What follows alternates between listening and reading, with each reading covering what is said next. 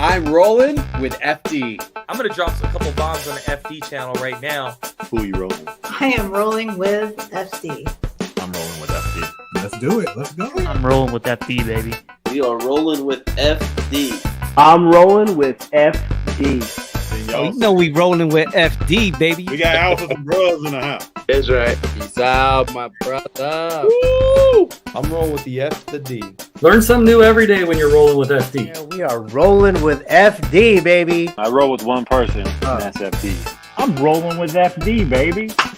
You gotta love it, man. This is a family thing. That's good. That's good, man. Hey, Renee, who you rolling with? Rolling with FD. Rolling with FD. You don't have to ask. I'm rolling with FD. My man. But see, Bless, who are you rolling with? I'm rolling with FD. I'm rolling with FD. That's how you just rolling, right? That's the whole thing, right? You roll with it. You gotta let me know who you rolling with. We're rolling with FD. You heard it first. I'm rolling with FD. I am rolling with FD. I'm not just a pretty face, baby. JD, we should both do it. No, I'm not doing that. What questions do you have for me? Right, Manny and Jeremy, who you rolling with? We're rolling with FD. We don't want to get our asses kicked. You gotta let the people know who you rolling with, man. Well, obviously I'm rolling with FD.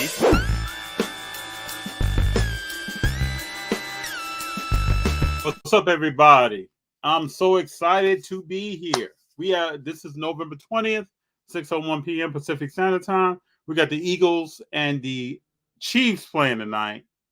I'm rolling with the Eagles. We're going to see what's going on. But I have a guest here that I want to talk to for quite a while about many things in the hobby and get more about his background. We have John, a.k.a. Juice, from LootBox TV. What's up, sir? What's up, man? How are you? All right, what's going on? Not much. Watching the Eagles game just like you are. Hoping my boys can pull it out. 7-7 right now. Looks pretty good. I was talking to some people last night who thought the Chiefs and Mahomes are going to make another run to the Super Bowl. I don't think so, so we're going to see how this goes tonight. I mean, one thing that you got with that team, you got a hell of a coach. You got a hell of an offense. You got a hell of a quarterback. Defense is solid for them. Yeah. You can't really count them out. I mean, if they get in the playoffs, I think any team that gets in the playoffs, it's open. It's an open door at that point. True. I have a belief, though, John, will shake it up. I don't think Mahomes is going to win another Super Bowl. Whoa. Wow. Don't see it. Okay. And I think it all started for me, unless they can rehaul the offense and bring in somebody like the Cheetah that can stretch the field. And they don't have anybody like that on that team right now. Yeah. Well, they had him and they let him go. And now they're going to have to depend a lot on Kelsey to be that person that gets that first down, extends the drive, things like that. And I think at some point that's going to wear thin. But we'll see. That's just my little humble opinion. But think about if Mahomes never wins another championship, what does that do? I mean, that'd be interesting. I mean, everybody says he's in line to be the next great quarterback up there with the Tom Brady's of the world. Obviously, it's probably a little bit too soon to say anything like that. But, I mean, so far he's had one hell of a career. That's right. He definitely has. Legendary career in the amount of years that he's been in the league. We got Glenn Miller here saying Lions Super Bowl champions. I wouldn't be shocked if the Lions go to the Super Bowl. Well, let's pump the brakes here. Shocked. I mean, the Lions are built for a run. They got a fantastic team. Offense is finally starting to come together. All year they've been playing great. Defense is solid. I mean, they are built for the playoffs. You definitely don't want to get into the playoffs and then look at them and overthink it or overcomplicate it. You got to bring your A game. Right. I definitely don't want my Eagles to play them anytime soon. Maybe to go to the Super Bowl, that would be nice, but I don't want to face them until that point. Most definitely. Let me ask you a question I've always wanted to ask. Sure. Two questions, I guess, two parts. How did you get in the hobby? How did you first get introduced? So I took obviously, like a lot of people, I think there was a big break for a lot of individuals, but I got introduced to card collecting a long time ago, mid 90s. I was big into baseball at the time. Okay. Now I know nothing about baseball, but Ken Griffey Jr. was my guy. You know, I was wearing the backwards hat. I like he started a whole trend with that. Like he was like just someone different, and he was amazing person to look up to when I was growing up. Decided to collect a lot of his cards, and it was really the mid 90s is really when I got into the swing of things. Really when I started watching sports. You know, as a little kid, I was born in '87. So mid 90s is when you start realizing and understanding the sports, and you know, football, baseball, basketball, and you really start putting two together, and you start, you know, playing yourself, little league, things like that, and it kind of grew from there. And then, you know, obviously life goes on, and I kind of took a break, and then right around I want to say the 2019, I started getting back into it a little bit more heavier on the Pokemon side, but also with just collecting in general. Picked up a couple basketball cards here and there. Always been a huge Arizona Wildcat guy. I went to college there, so collecting a lot of their cards and whatnot. But it kind of, you know, grew around then, and then the pandemic happened, and then everybody just took off from there. Mm-hmm. Also, tell me about, how did LootBox TV start? So LootBox was drastically different a while ago. I started the YouTube channel as a gaming content creator. I try to play video games, I try to play Madden, a couple of other things, but it was very saturated, very hard to get going in that space. Didn't know too much about it at the time, as much knowledge as I have now. I would have done things a lot differently then. But it started as just me streaming, and then I switched it up, changed up the name, did a lot of rebranding, and then I focused on more of like the Marvel side and just try to get my foot in the door there. And then I realized, okay, that wasn't really sticking. I'm one of those individuals that I'm going to keep trying, and then, you know, never giving up. And then I started opening up product. And then when I opened up product, I started getting views, and I started understanding, okay, this is an area where I'm starting to understand this YouTube thing a little bit more. I know how to, you know, SEO, grow my channel, market myself. One of the big things I realized was I couldn't 100% do it by myself. So I got my friends involved, and that grew into my buddy Andrew, aka Jen, coming on and helping out and being a part of the channel overall. But it really started just me not giving up, and then switching up a lot of things. And then it grew into this opening thing that Andrew helped, you know, build with me. That is a great story, because I think a lot of people don't think about it like that. The rebranding aspect, thinking about what's your viewership, what kind of yield are you getting, what do you want to do next? Yep. If you go back to the channel and look at my oldest videos, you see the evolution. You see me playing video games. You see me playing different types of video games, from first-person shooters to online TCGs. Then you see me becoming a helpful individual by showing people how to hook up technology items.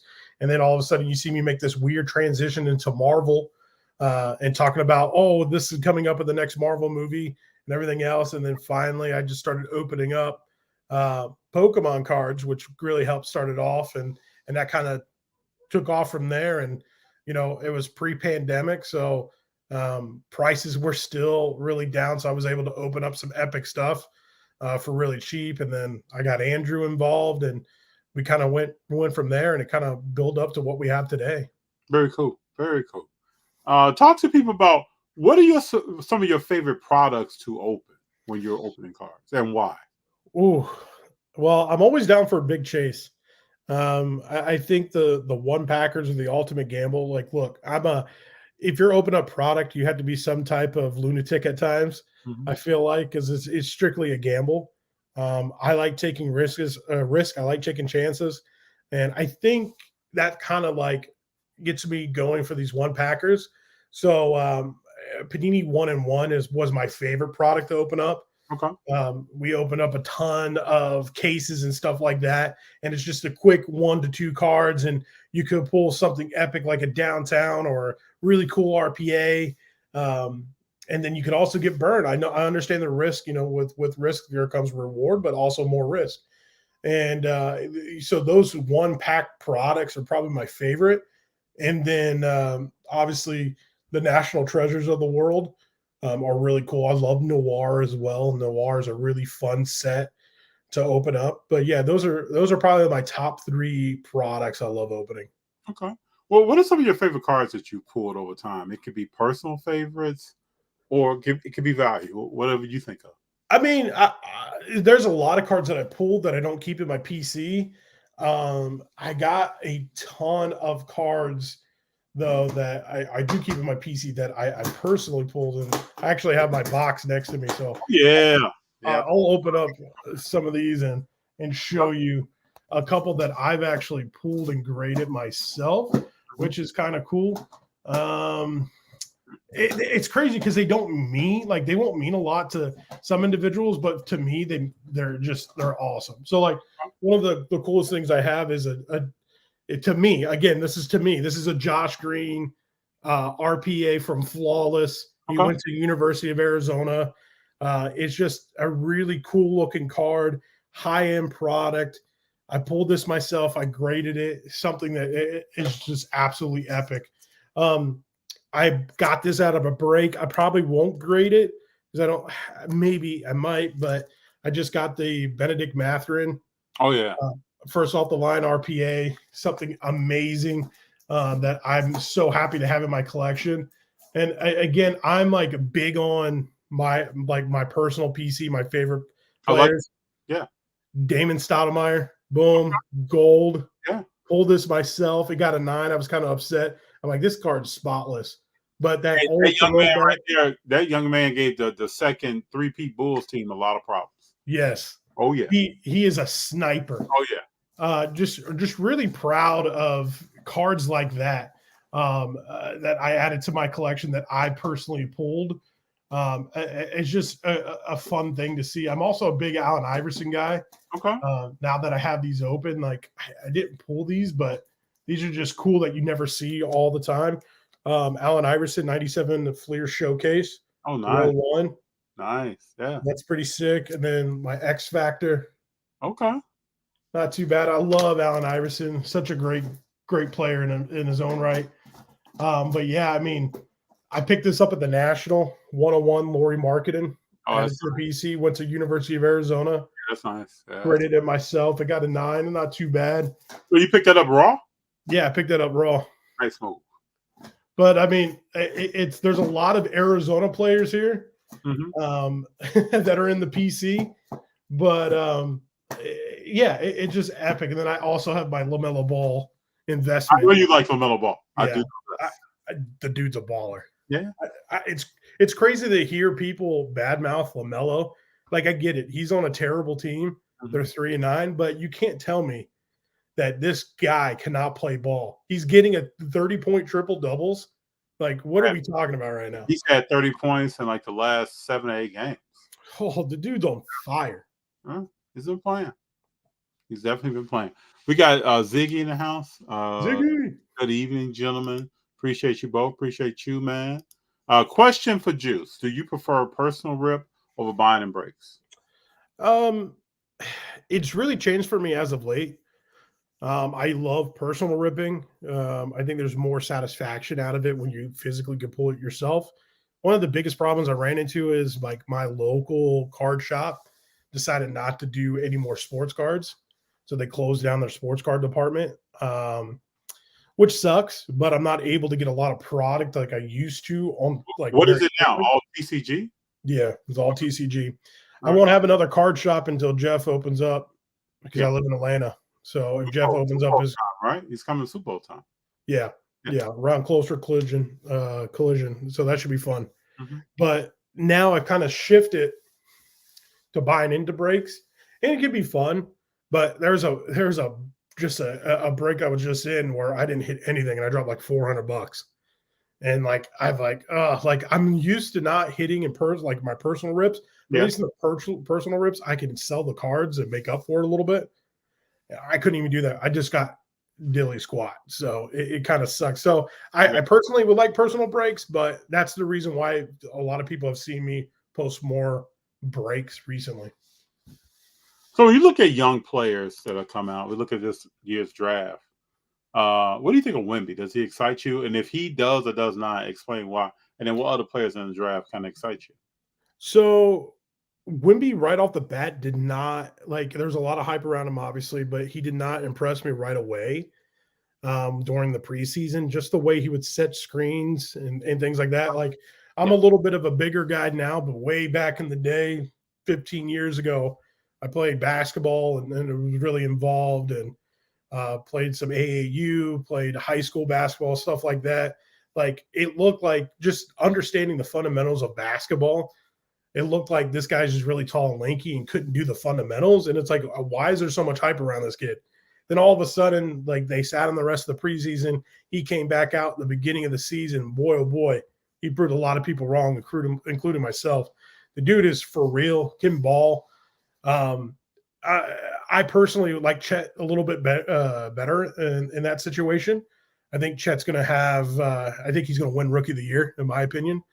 Now, granted, I know he sat out all last year, but overall, they're almost neck and neck with. They are that line. Very similar stats, yeah. But the Thunder are a little bit better team, and I think in these scenarios, if it comes down, they're both almost identical. Whoever's on the better team is probably going to get it. And I think the Thunder, if they make the playoffs, they are going to be a team to watch out for. I agree. So, well, I'm a big fan of Shea, and I think Shea is a young player that's about to, probably in the next 2 seasons, take leaps and bounds in the NBA and be an MVP candidate. And I think when Chet plays with a player like that, it just changes the game for you. San Antonio is a team right now that's kind of struggling. Yeah. But they're young. They're a team that has some nice pieces. They're just super young. And then of course Greg Popovich is arguably one of the greatest, if not the greatest coach of all time. Mm-hmm. And hopefully he stays around long enough. But I don't know. The biggest thing for me is Popovich is going to be around for another 5 years. That's true. We signed these contracts, but he did. But I always think, is he going to fulfill that? Yeah. It's very interesting right now. Yeah, for sure. I think the same thing you're thinking. We got a Collector's Dream here. Give a shout out to Ziggy. Collector's Dream has a hot take coming in hot. Do you believe some breakers are getting juice boxes? Oh, this is like, I've seen all the talks about these breakers and getting juice boxes. I mean, at the end of the day, if there are breakers getting juice boxes, I mean, that's horrible for the hobby. I hope it's not true. I haven't really, took a deep dive into a lot of the videos out there that talk about it. And it's not because I don't have interest. I just don't have a ton of time. But I also, from being a content creator and someone that is looking or that has a lot of eyes on them at times too, I want to make sure that I have all the facts right. Mm-hmm. I don't want to sit there and say one thing or so forth. I mean, I'll be honest with my opinion. Do I think they get juice boxes? No, I don't think they get juice boxes. I think they get extremely lucky. The backyard break piece a while ago where everybody was talking about how they pulled a lot of those hits. That was the one time that I kind of like did a little bit of research. Yeah, that was and I kind of like, yeah, I questioned it a lot. And like until there's 100% proof, it's hard to like pick a side. All I will say is this, like if they are getting juice boxes, they should absolutely be removed from the hobby. If it's Panini giving them product or whatever it may be, that's a horrible look for Panini. I mean, there should be like real items involved, real people involved in the sense of, I mean, we can't have government. I don't know what that looks like, right? Plus, I'm also not educated enough in that type of world where if something really bad was happening like that, what are the repercussions? Like, what does that really look like? Because whatever we could figure out, if that was the case, then I would want some type of penalty to happen. Yeah. Because that is not fair whatsoever. Yeah. Yeah. Understood. We got Dan the Card Man here. Dan, thank you for being here. Dan the man. It's good to have you here. I always love and appreciate your content, man. I was just watching 2 of your recent shows. I mean, keep doing what you're doing. I love your content and your energy. Dan's a good guy. I like Very, Dan.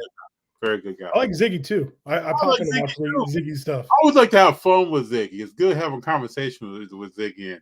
And all you guys just like love to like just they don't care. You guys just go poke the bear. Yeah. I like it. And I love that. I love think that. the hobby needs it. I think the hobby needs people to be called out. I mean, I've been on some of these videos too where people call out my stuff and it's fine, and I'll take the high road and be respectful and comment back. But I mean, there's a lot of times too. Sometimes when these happen, man, some of these haters come out of the woodworks. Yeah.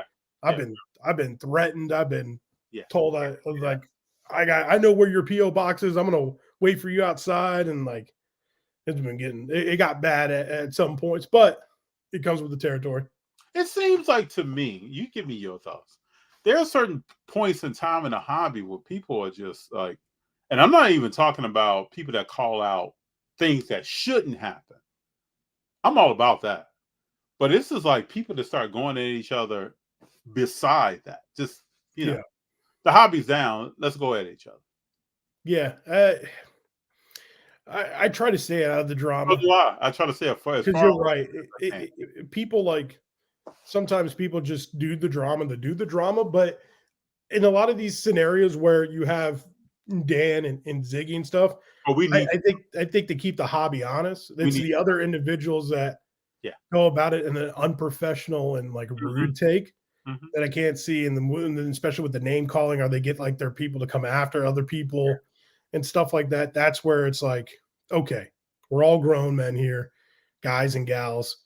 We want to be a part of something fun. It's good to be called out on, but at the same exact time too, like it's also cardboard collecting. I'm not trying to get my family hurt or anything like that over something stupid.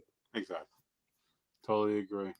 We got a collector's dream. I hope it's not true as far as juice boxes. Everyone should have a chance at the hits. As Ziggy says, I think inventory tracking is possible. I don't think manufacturers will send juicers boxes because the damage is bad. I'm very concerned with Fanatics' recent shady boxes. The abuse can be weighed. Well, look at the filth bomb thing that just happened. Fanatics Live user Topps product, biggest product of the year just came out, and they just pulled the best card in the product of Definitive, and it's not even out yet. Like that's crazy. I'm sure it's just a coincidence, but if I'm Topps, I don't know why they would want that to happen. That's why I also think it's like a coincidence. Like if that chase is gone, that's going to ruin a break environment that is already down and already tough to fill breaks for some of these individuals. Having your best product already hit. Now, granted, there's like 4 or 5 big chase cards in there. There's still another 101 with Babe Ruth and Ohtani, but the pitching version, still to have that big card pulled already is already nuts. Dan says the unfortunate thing with that one is the same thing happened with Tier 1 baseball on preview night. Yeah. That is, it's crazy. And it's like, if they could weigh, wouldn't it be in their best business to not send that box out right away? Like, it's kind of weird too. Like, I don't know. It's a tough thing to try to understand. So let's go back. When you first started creating content and when you started doing game, what made you want to create content? Yeah, that's a good question. It really starts with just like where I grew up. The internet's always been a part of my life, not to get crazy down a personal road, but when you're growing up in parts of town that you're not really allowed to be out after certain times and growing up where you don't have all the money in the world, internet just became my life. Being on the internet, besides doing sports and stuff like that, I would come home and video games, internet was my thing. It was my pastime. And, just doing a lot of things there. I got good with it. I connected with a lot of people online, formed friendships. I mean, I was one of my closest friends I met through a Call of Duty Modern Warfare, and I ended up standing up at his wedding. Okay. Like it's crazy. And it's just like, I've already had this personality where I can be friends with a lot of individuals and make friends pretty easily. And it just kind of fit. like, hey, I really want to try to do this. I enjoy it. I love the editing. I love the grind. You know, I have a full-time job and career right now, and people think I do this full-time, and I don't. Like, after this, I'm going to be up till 1 o'clock in the morning, grinding, editing, and so forth. And I got to be up in the office the next day at 9 a.m.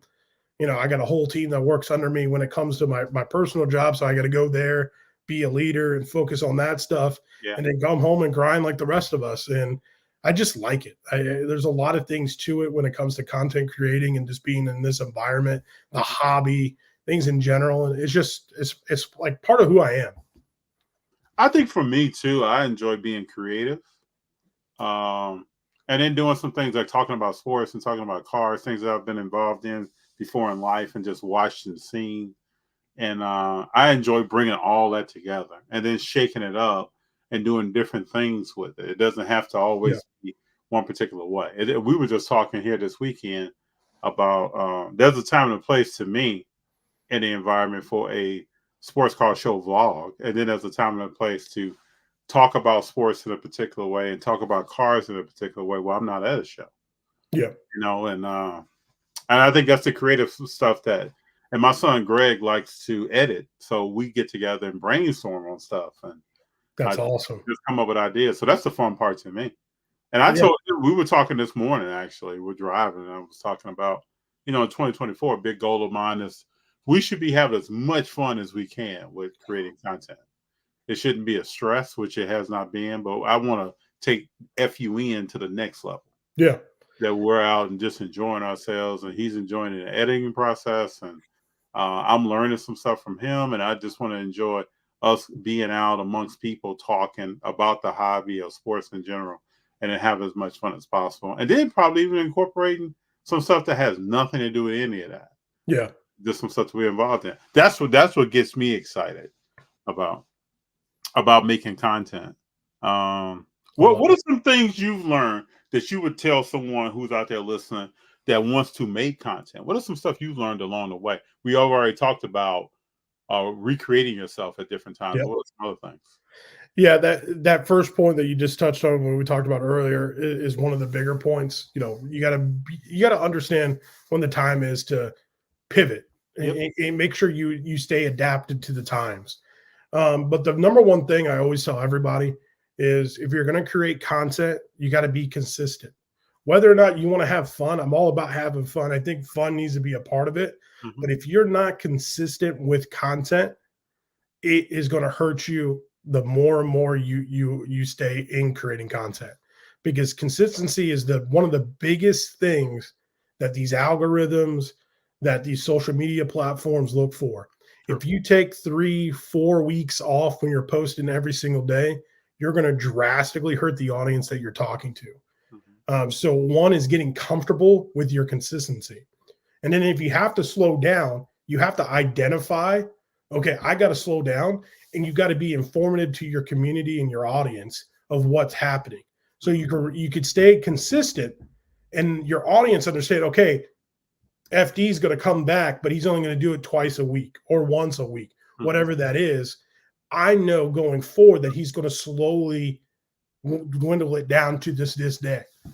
And that's one thing that even what we did a video. We talked about, hey, content's changing. The environment of the hobby's changing.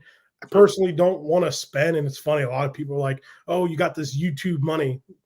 No, I don't. I share my financials a lot. I've shared it multiple times where I've shared the back end, and I'll be the first to tell you here. I make about $2,000 a month on YouTube. When I make $2,000 a month on YouTube with all the product that I opened up, that's right. Everybody in your chat and you yourself will know $2,000 might be one video. That's right.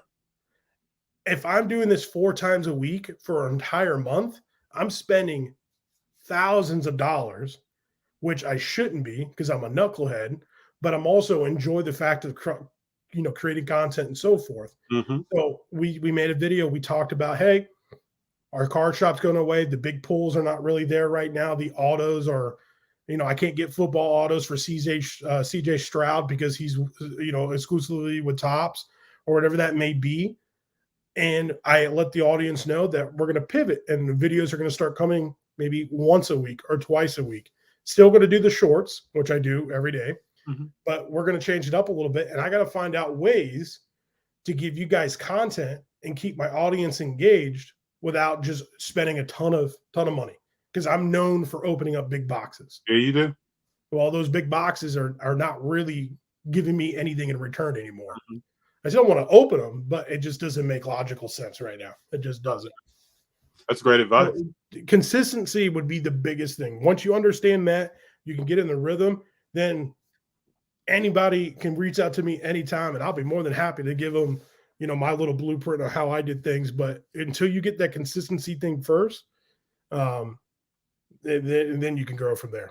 And people should know this is what John is saying goes across all of YouTube. I watch Vlad TV and a bunch of different shows on YouTube, and everybody's talking about how what's happening on YouTube is completely changing. Yeah. And so just know that no matter what you want to do, what kind of content you want to create or bring forth, there's some nuance that every so often you got to think about who is your audience, what do they want, and then how do I position myself to their needs in the future and still make content that people want to watch that's relevant. So it's a never-ending chase. Dan and Carmen said $2,000 a month is one pack these days.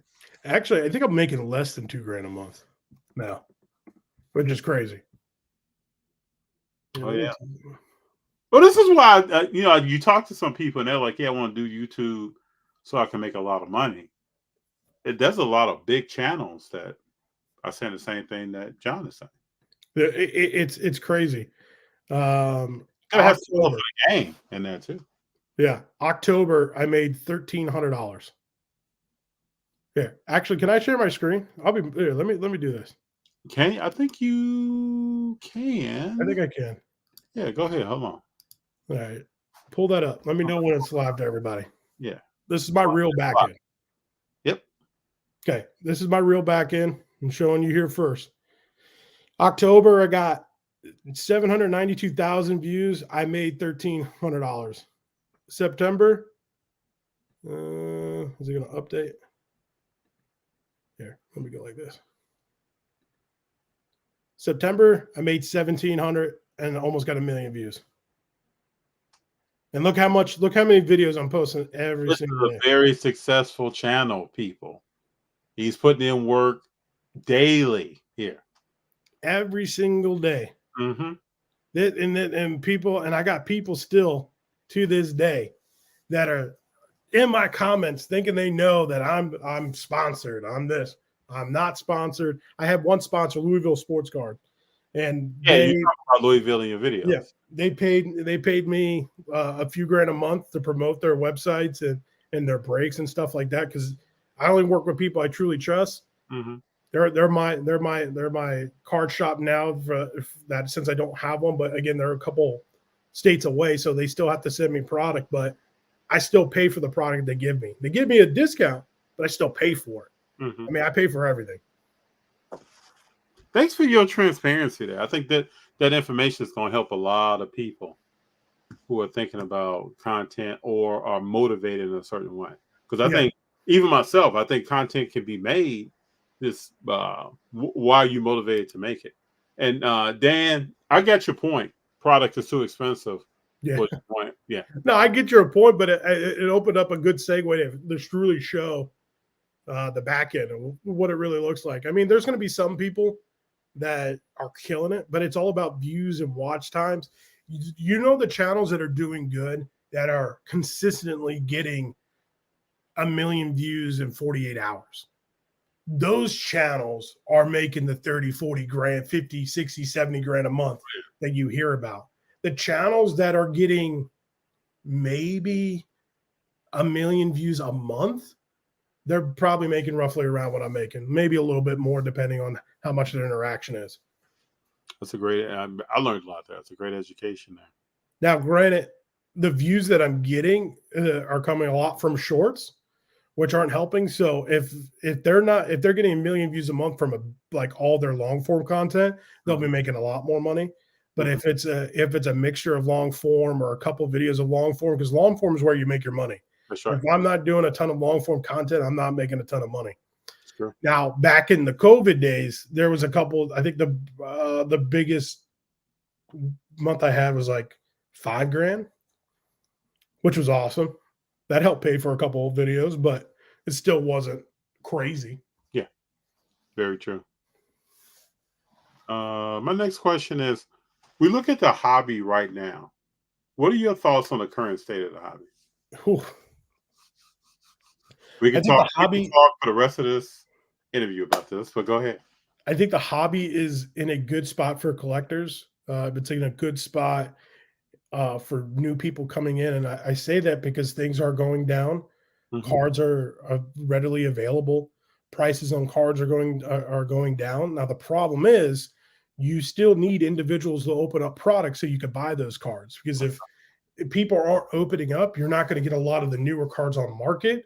And that means that some of those cards that do become available that are modern, if a lot of people aren't opening up and it's slim pickings, then those card values are ended up going back up in price. True. So there's a double-edged sword here, but I think the hobby's going back in a good direction from a correction standpoint. It was very expensive before and got kind of ludicrous, in my opinion. But it's headed down the right path. I really think it's gonna. I really think it's there.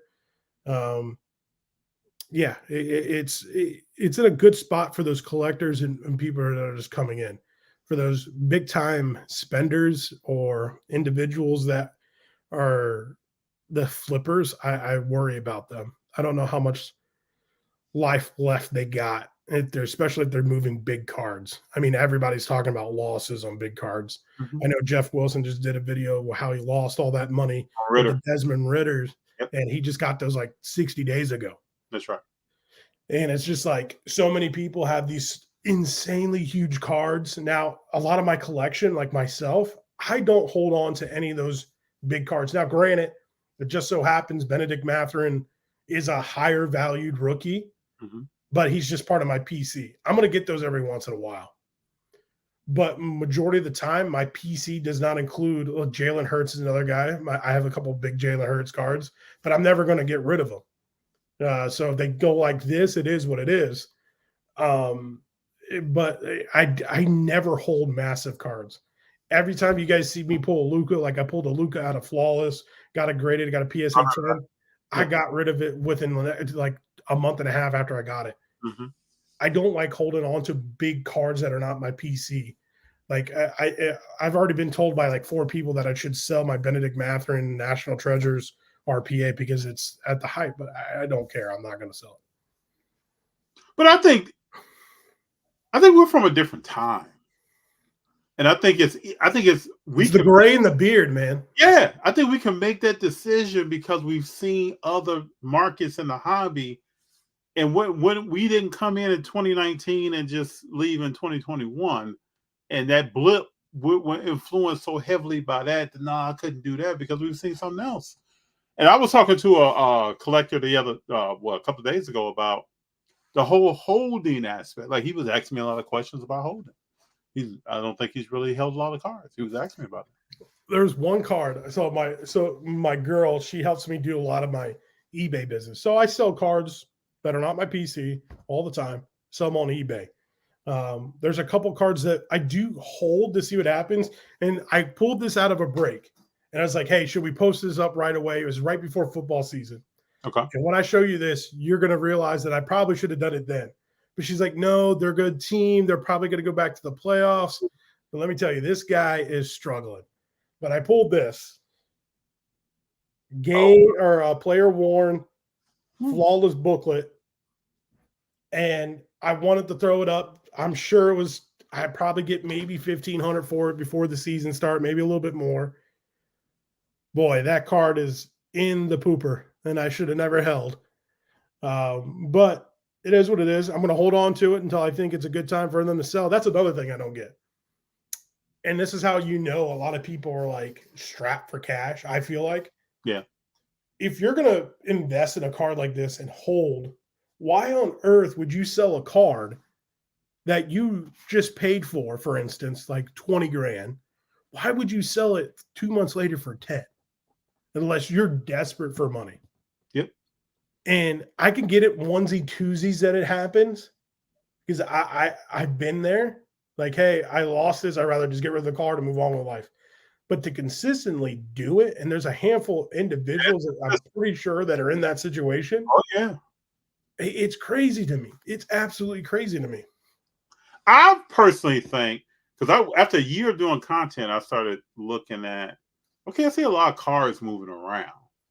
Yeah. And I think it has to be, somebody can correct me, tell me what their personal feeling is. It's the constant movement that people are looking for. Hold up, you asking me to sit and hold something? Yeah. You asking me to put something in a safe or in a safe deposit box or in storage? Look at Brock Purdy. Like Brock. I mean, we put out a storage video, and people were like, "Man, you putting stuff in storage? FD? Really, dude? It's insane. Like everybody is on the hype, and it's like Brock Purdy. You know, if you got into it at the right time, and like, yeah, there's some points where the past couple of months you could have sold pretty high. But if you have Brock Purdy and he's not performing the way, now he had a bounce back game this weekend, right? But if he's not performing the way you think he's performing, his cars automatically go in the shitter, and no one holds. It's the same with the Joe Burrow effect right now. He just got hurt, and everybody's like, I made a joke the other day, sharing a story. Everybody sell your Joe Burrows or buy Joe Burrows. It's going to be the end of the world. It's just like, why aren't you holding? If you believe in this individual long term, there's no long term investing. I feel well, like it's the same thing with Justin Fields right now. Justin Fields cars have tanked, and people are not buying Justin Fields or cashing out Justin Fields because they don't know who Justin Fields is. Yeah, but if you like, in my mind, I was telling people before the season started, man, I've been a Bear fan since I was 8 years old. The organization is a problem. Oh, yeah. So you're going to think that this one guy is going to show up from Ohio State and wherever else he went to school and save the organization. And you think that DJ Moore is going to save Justin Fields. Oh, man. I just don't see it. But I just feel like it's the we got to move. Yeah. We got to keep moving. And if we keep moving, it's going to be all right. People, every time I go to card show, everybody cares about who's the most liquid card right now, the liquid players. So you basically, I've seen people buy a bunch of cards at a card show and then make $500 reselling them at the card show, and them making $500 was a great day for them. And they do this stuff on a full-time basis. Yeah. And at a card show, you're getting that type of volume in the sense of everybody's there to buy and wheel and deal. What's a slow day look like for you at that point? It's a negative day. Yeah. Like I've never that you bought a car for $1,000 and you're selling it for $650. Yeah. Is that Chase, man? Is that you know, I'm sitting here to myself, like, I got a house, I got 2 dogs, I got car payments. Let me just ask this. So this is not against anyone when I say this. Let me just ask this though. You got responsibilities. You go to work. To me, when you go to a job and you have a mortgage, rent, car note, you think differently. Now, I've had this conversation with some people that I know here in LA. You kind of think differently. And I can go back in time to when I was really young. I probably thought older than I was, but there are some things that I thought differently on than I do right now. I got children here. I got responsibilities. I got cars. I got to think about something. So I already approach the hobby a certain way. Like, I don't buy anything on credit. Yep. That's just something that I don't do. I pay cash for things. So then I budget, what am I going to spend cash on, and make sure that all these other responsibilities are fully taken care of. So then I can enjoy the hobby. Junior can't need shoes. Yep. And I'm buying a Brock Purdy car. It doesn't work like that. So I think just my thoughts, just sharing my thoughts. I think when people maybe don't have those kind of level of responsibilities. I would agree. I see a lot of young single dudes that are probably in their mid-20s. They have an apartment. they don't have a lot of, maybe I wouldn't call it debt, but I would call it responsibilities, like you said, like certain car notes, things like that, which is good for them. But to also sustain and live off of, I don't know exactly what they're living off of. I wish I would know a little bit more and have a little bit more facts to it. But when I look at it and I understand from what I've seen, it's a few grand a month, maybe, that these guys are making outside of the cars, and they have to keep a lot of cash to keep buying inventory and moving it. It's like, how much can you, like, living off of 2-3 grand a month is just not appeasing to me. Not to me. I think that, John, that might be why we do what we do. I mean, I don't know. Probably. We get down how we get down. Probably. Hold up here. We got Dan saying, I wish more people did that, to be honest. Mainly vloggers, etc., i.e. show how tough financially viable content.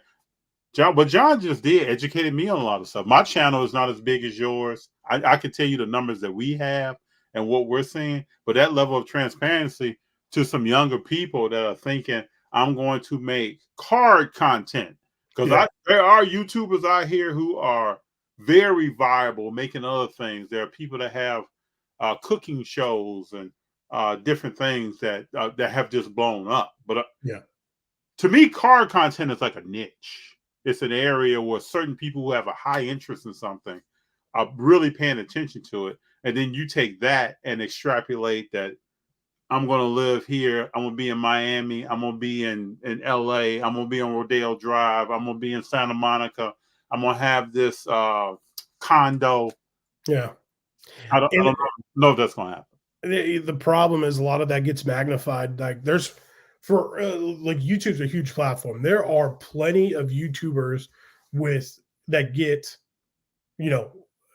again, you want to look at it as views. Yes. If a YouTuber is getting 100K views a day, they're doing something amazing and they're making a ton of money. That's right. Plain and simple. I know a couple YouTubers that get 9 to 10 million views a month that are making 40, 50 grand. Mm-hmm. It's out there.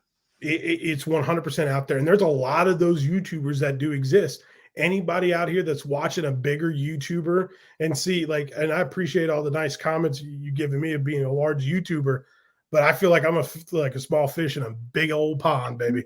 Mm-hmm. And like seeing someone with a million subscribers, subscriber stuff doesn't really bug me too much. It's just that when I look at their views and it's like, wow, like, and me to get to their level of making this a dream or like a full-time deal, right, I would need to basically get in myself maybe a couple 100,000 views every 48 hours in order to get to that point. And I mean, the car content, the sports car content, people just don't do it for the money. No. And I think everybody can appreciate that in some aspect. And I would also hope that we talk about people that make content, but the people who get on the keys and get into the comments, just know that the person you're probably trying to bust up in the comments is doing something because they want to do it. Yeah. They're coming home from a job, putting in work.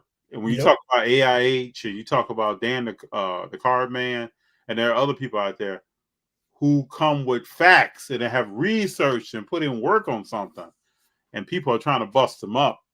Yeah. It's quite interesting. But I always think in life, those who do don't do. Yep. And if you're really getting after something, if you're making content, or if you grab a shovel and dig a hole, it's not easy. So if you're actually putting that kind of work in, you see somebody else putting work in, you can appreciate that. But if you're not doing that at all, then you jump on keys. Yeah, it's the same philosophy in business. You tell those individuals who are out there grinding and have passion. I would always respect anybody that's out here doing it and doing it consistently. That's right. At some point, it's going to continue to work. At some point, your voice will get bigger. Just keep doing you, and it's going to come. And hats off to everybody that does that. I know the grind. I live it daily. Totally agree. Something sports cars. I own a car store and don't carry a car over $500. That's pretty cool. I sell a lot on Comp C as well. Mm-hmm. And when I go to car shows, probably 250 to 550 is what most people are buying. Yeah. Yeah. I can see that. Something good. Sports cars. Where's your car store at? What city? I just want to know. Is it close to Atlanta? Yeah. You sell product? Is it close to LA? I like to check this thing out. Dan and Carmen, yeah, I meant that off the back of what John showed. We need more of it. Content and vlogs are a grind. Yeah. It gets made to look smooth sailing too often, and it's not. It is not. When we first started, we would be up late at night, trying to get stuff a certain way, trying to have a certain brand image and discussing certain things. It is a grind, and it does sometimes come across as if it's just easy and anyone can do this. And I would think if you have the passion to do it, you should go for it. That's what I tell some people sometimes. If you're passionate about what you do, to me, there's two things. This is just me personally. If you're really passionate about what you do, make the videos that you want to make. If you're looking for subscribers, get into what your viewers are looking for. Those are the two paths that I know you can go down. Yeah. But go down. Yeah. Oh, speaking of subscribers, mm-hmm. Never do a giveaway just for subscribers, like to try to get subscribers. Give something away to the people who constantly come watch your stuff. That's right. Try to figure out how to do that. Don't be one of those individuals that say, hey, you subscribe to my channel to enter this gift. Like, I've tried that myself. Let me tell you, that is some of the worst type of traffic audiences that you can have, because all those people, they're not there to like you. They're there to like what you're going to give them. Sure. In the sense of free. And I've learned that the hard way early on. I can't stand the giveaway stuff anymore. Now I give away stuff to like my audience. Like I have a Discord. I see people at card shows. Yeah. I try to do a giveaway every now and then for like if people already subscribed. And I try to give back as much as I possibly can. I like to do a lot more in person. But like, for instance, once we hit 100K, we're going to be doing a bunch of giveaways. I'll probably have like 10 or 20. There's certain times for it. Like I'll use it at that point, but I mean, I would not make it a part of your like daily thing. And I see so many people, so many other content creators telling other content creators to do that. And it's like the wrong approach. And LootBox is at 95. Yeah. 95. Okay. 95, 100. Yep. Something like that. I think. How many subscribers on average are you adding per month? Do you know? Oh, it fluctuates so much. The past 2 months have been rough because a lot of my subscribers come from long form, and I kind of took a step back. So I want to say 1,000. Okay. There was a couple of months that I got like 6, 7, 8,000. Now, if we get lucky and have something to go viral, which I don't think I've really ever had anything go viral. I've seen a couple of other content creators that have done shorts, and the shorts have gotten millions upon millions. Their subscriber count jumped by like 10 grand, which is really cool to see. Mm-hmm. Very true. You're going to be there soon. Oh, yeah. I can remember the first time I turned on LootBox. Oh. I'm trying to remember how many you had. Probably like 40K. I think it was right around 38, somewhere between 38 and 45. All right. That's work, people. I don't people out there know that's some work. It's a grind, baby. It is a grind. That's interesting. All right. So something sports cars said on campus sports cars near Myrtle Beach, South Carolina. I sold John an SGC 9.5 Messi Auto 20 out of 25 at the coach. Oh, chamber. Nice. I remember that. Guess what I did with that? I sold it probably a couple of weeks after that. Right around the time.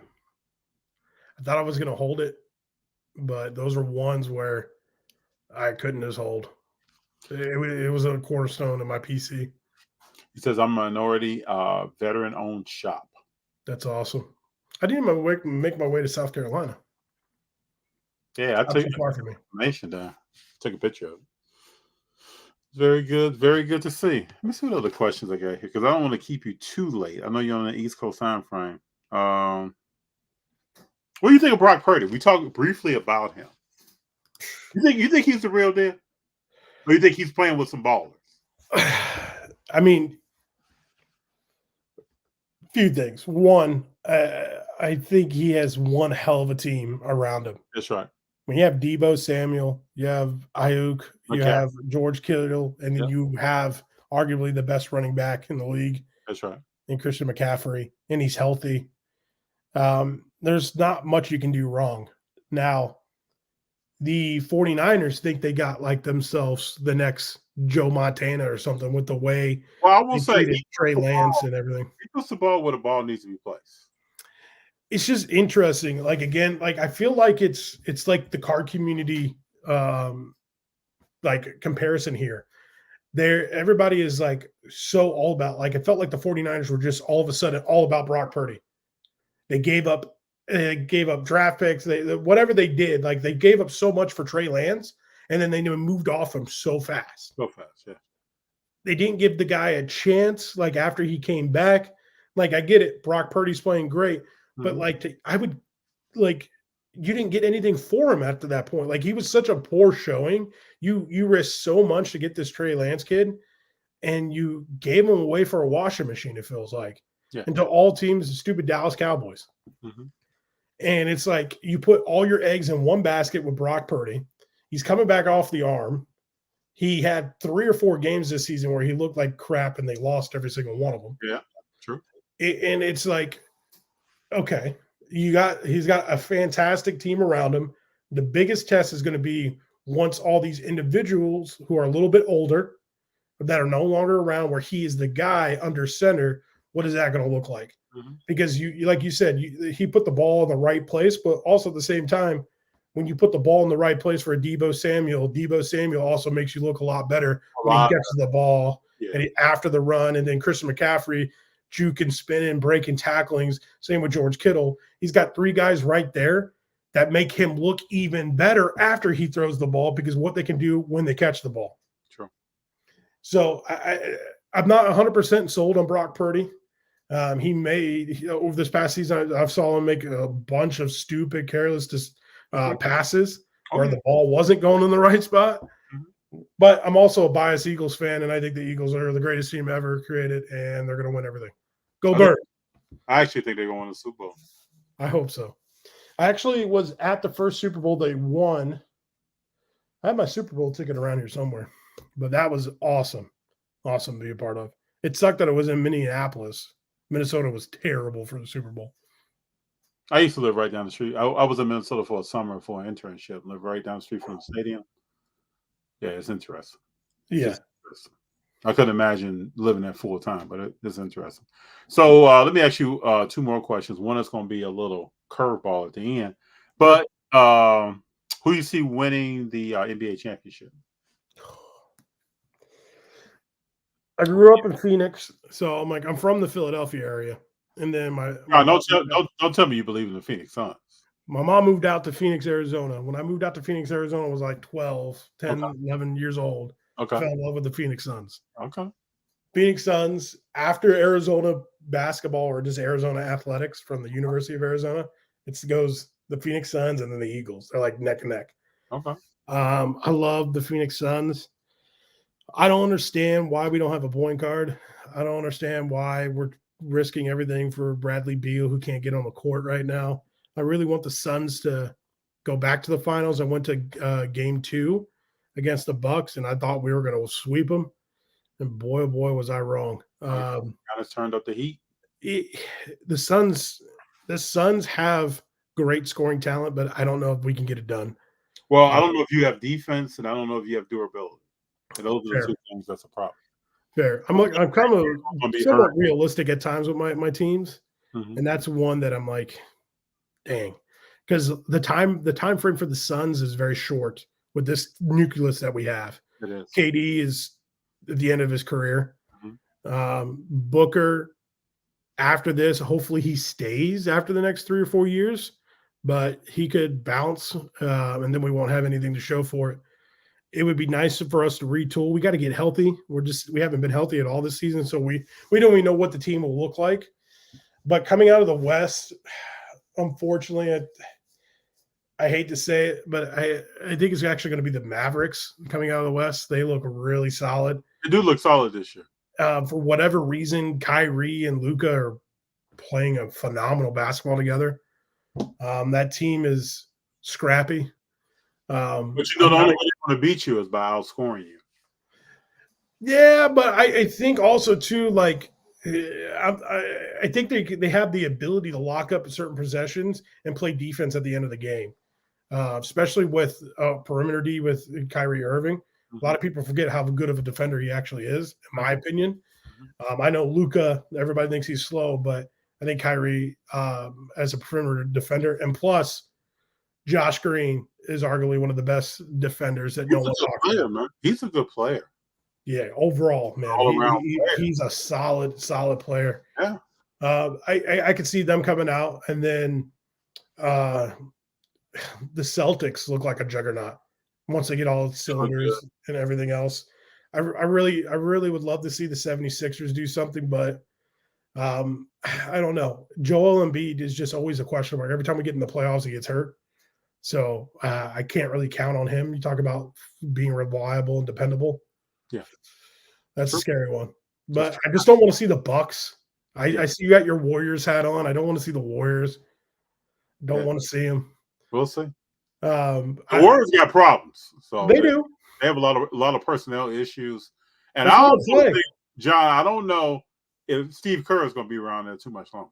Look, Steve Kerr should have came back down to Tucson when he was supposed to and just coached Arizona basketball. Did you remember that was the thing when Lute Olson was leaving? Hell yeah, it was a thing. And we were all rooting for it. Yeah. But, yeah, I agree with you. I don't – it sounds like Steve Kerr's after this Olympics he's done too. Yep. So I don't know how much longer he's going to be doing I only say this because the league is going back to big men. These sharpshooters are rare. There's only a few of them. They're getting older. So can Kirk coach a big man?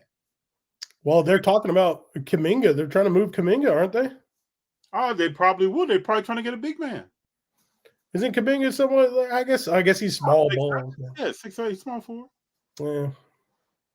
Well, you got your boy Draymond Green just beating up everybody. Right, choking, punching, and kicking his way to the front. That thing will go bad. What did you think of that, real quick? What did you think of that? It almost seemed, at one point when I was watching it, it almost seemed scripted. Yeah, I don't know, man. It seems like every time Gobert has a point. Every time Steph Curry's not playing, Draymond Green does something crazy. The numbers show he does. And it's like you never really thought about it until he pointed it out. But I also don't think what Draymond did this time was that crazy. No, I don't think it was that crazy. It just seems like because I've seen this stuff happen in games. It just seemed like when Gobert put his hands on Clay, Draymond went straight for his neck. But he didn't tighten up. He could have tightened up on that thing. Exactly. That's why I don't think it was as bad as people making it. He wasn't choking him. He was just like wrapped around him. Now, I'm not a big Draymond fan, but I think this particular piece compared to other stuff he's done with the whole kicking of the groin and things like that. But yeah, man. That's wild. Big John, thank you for being here. So, John, before you go, I asked this question to several people, and I got to get your opinion because I respect you in the hobby and your sports talk. Who is the greatest point guard of all time? Is it Steph Curry or is it Magic Johnson? Oh, man. Yeah, get your lead on now. Oh, man. Look, Magic Johnson had some phenomenal people around him that he did from day one. I feel like they forget Kareem, Worthy. That's right. Like Byron Scott was a baller. Like Thompson was there. Yeah, had some bunch ballers around him. Yeah. And I feel like Steph, Magic made fit in. He took the lead when he needed to, especially towards the end of Kareem's career. He stepped up, obviously, and it was great all around. Man. But I feel like Steph has meant more to his franchise. I know that's crazy to say, but I feel like Steph meant more to the Warriors and what they did. And I know it sounds nuts, but I'm going to have to go with probably Steph Curry. Well, I look at, like you said, when Magic showed up, he had a squad around him. Yeah. When Steph showed up, they won 26 games. Yeah. Remember, he had the ankle injuries, and everybody was like, he almost got traded for my boy, Amari Stoudemire. Yep. And I was like, no, let's not trade Amari. Now I wish, yes, let's trade Amari. Yeah. I think about two things. I always say this. When LeBron came out the floor and said, we're going to win 5, 6, 7, nobody was talking about Steph Curry at all. And in that 2009 draft, everybody was talking about Blake Griffin. And those two things now are almost irrelevant because Steph Curry came out of nowhere. Think about how many rings LeBron James would probably have if there was no Steph Curry. Yeah. Yeah. Change the scope of everything. That the whole GOAT debate would be a little bit more interesting of a conversation. Oh, yeah. Which I still think is like, people are arguing who's better than Michael Jordan. I just fall out my seat every time. Like, what are we talking about right now? And I always love this. Is when I talk to somebody and say, which Mike did you watch? There's two things. Either they never saw Jordan play, or they saw Jordan in his last 2 seasons with the Washington Wizards. Yeah, I mean, I remember watching Jordan as a kid, but that's when I really didn't understand the game of basketball.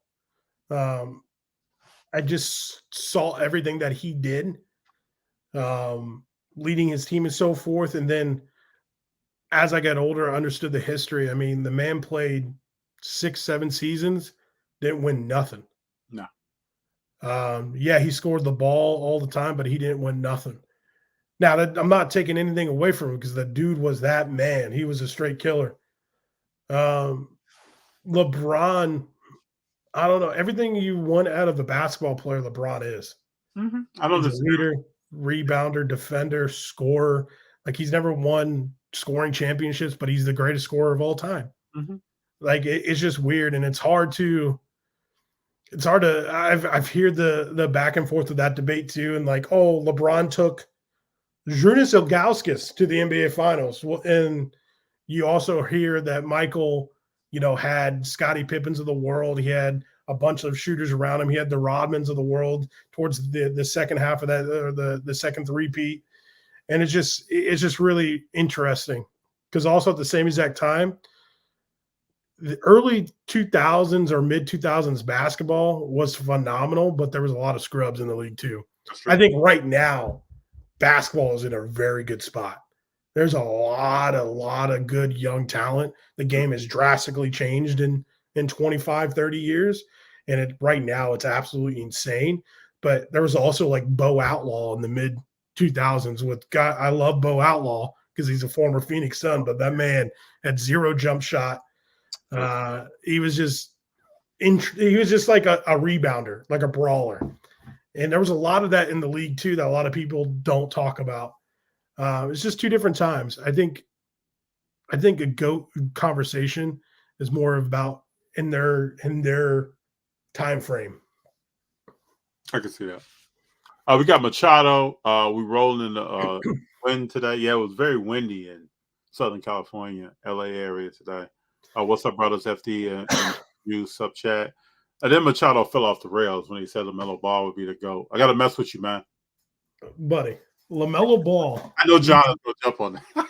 LaMelo Ball needs to be the GOAT, okay? LaMelo Ball needs to go. Well, you have an impressive LaMelo Ball collection. And people, you're just seeing a little bit here. Impressive. I have slabs upon slabs upon slabs of LaMelo Ball. Very impressive. Machado, this is your man when you talk about Melo. Melo all day. All day. I love LaMelo. Well, who do you like better? I can't ask you this, but go ahead. What do you think of Anthony Edwards? Let me ask you that question. Anthony Edwards is a scorer. I feel like when I watch him play, from an offensive standpoint, he gives me those players that I grew up watching, the Tracy McGrady's of the world, Monte Ellis, things like that. Somebody who can just like take. I know I put Tracy McGrady and Monte Ellis in the same sentence. No, but I know what you mean. Apologize, but like those individuals that could just take over a game, score the ball. It came easy to them. The one thing that he just needs to get is like that leadership role or that killer mentality. I think it's there because you can see when he dunks, like you could see that he wants to be like this killer, but I don't think it's 100% there yet. You know, I think it's hard because what I notice is that he plays hard, and then he takes time off in a game. Yeah. Then he plays hard again. And I don't know if it's his endurance, his diet. They talk about his diet. I don't know what it is. But at some point in that game, Anthony Edwards is going to take some time off and play lackluster defense and maybe shoot a short jumper. But then he gets locked back in for a 5-minute span, and then he's going to zone out again. Yeah. And I think those are the stretches that keep him from really going to the next level. I think he has the chance of being the guy in a few years in the league. Mm-hmm. It's kind of crazy. I think those under 25 category, the LaMelo Balls of the world, Edwards. I think Booker's 26. He just got out of that. Yep. I think Booker still has 8 solid good seasons left. We haven't seen the end of Booker. I think he could be really good. I think my boy Benedict Mathurin, Tyrese Halliburton, Tyrese Maxey. I mean, the league has those individuals that aren't like, they're not great shooters, but they're fantastic scorers. Sure. It's going to be interesting, except for Devin Booker. The dude is the best shooter outside of Steph Curry, in my opinion. Machado says Melo had 36 piece and near triple-double against the Celtics. Let's go. We'll see. We'll see. I wish he gets off the Hornets, though. At some point, he will. He had to get that $200 million before he rolled out. You know how that goes. Okay, and we can't blame him. Yeah, we cannot blame him. But before we get out of here, now you saw the intro. I did see the intro. So, you know I got to add you to it now, buddy. Let's make it happen, Captain. So John Juice from LootBox TV, who you rolling with? I'm rolling with FD, baby. I appreciate you, bro. Thanks, man. I appreciate you. Appreciate your time. I knew this was going to be a very cool conversation. I am not shocked at all. When we bumped into each other at the National, we were talking about you coming on, and I'm happy that you're here. I've learned a lot about you. I didn't know some things about how your channel started, and also just about we broke down some finances here from I'm going to call it very successful YouTube channel within the hobby. Thank you. And the ins and outs of that. And you put the work in, brother. Thank you. I really appreciate it. Yeah, I respect you. Machado, before we get out of here, says, blessing my guys. Keep making the hobby fun. Thank you, Machado. Thank you, John. Thank you for your time. Keep holding Atlanta down, brother. I'm going to try. All right, my man. Talk to you later.